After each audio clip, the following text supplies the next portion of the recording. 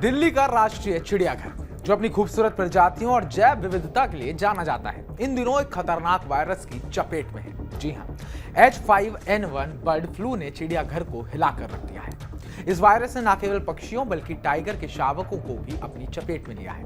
पिछले 9 दिनों में दर्जन भर पेटेंट स्टार, 2 ब्लैक नेकेड आइबीस और 3 टाइगर शावकों की मौत ने चिड़ियाघर प्रशासन को सकते में डाल दिया है।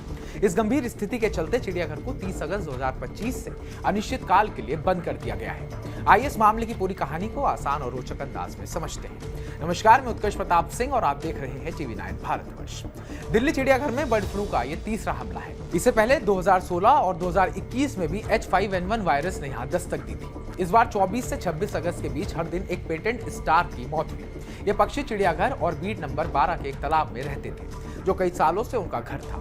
27 अगस्त को 2 और पेटेंट स्टार मरे, जिनके नमूने भोपाल के national institute for security animal disease भेजे गए। 28 अगस्त को जांच में पुष्टि हुई कि इनमें H5N1 बर्ड फ्लू वायरस था। इसी बीच चिड़ियाघर में 3 टाइगर शावकों की मौत ने सबको चौंका दिया। इन शावकों में बर्ड फ्लू जैसे लक्षण दिखे थे, जैसे बुखार, सांस लेने में तकलीफ और कमजोरी।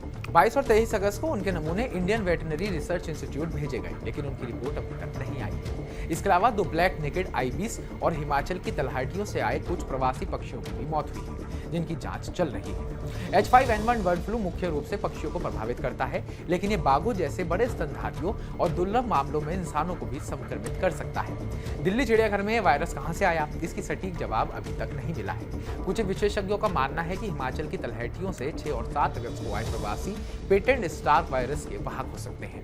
30 अगस्त को चिड़ियाघर के बंद होने की खबर ने कई विजिटर्स को निराश किया। वीकेंड होने के कारण परिवार के साथ लोग बड़ी संख्या में पहुंचे थे, लेकिन उन्हें बिना कुछ देखे लौटना पड़ा।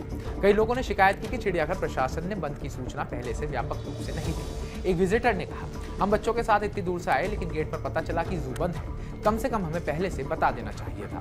चिड़ियाघर में बार बार बर्ड फ्लू का प्रकोप उठता है, लेकिन प्रशासन इसे रोकने में नाकाम क्यों रहा?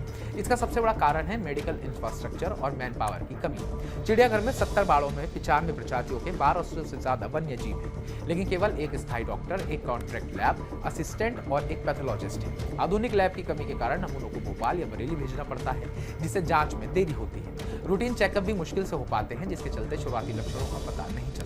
केंद्र सरकार के 2021 के एवियन इन्फ्लुएंजा नियंत्रण योजना के तहत ये सभी कदम उठाए जा रहे हैं। अगर अगली 3 बार नमूने नकारात्मक आते हैं तो चिड़ियाघर को फिर से खोलने पर विचार किया जा सकता है।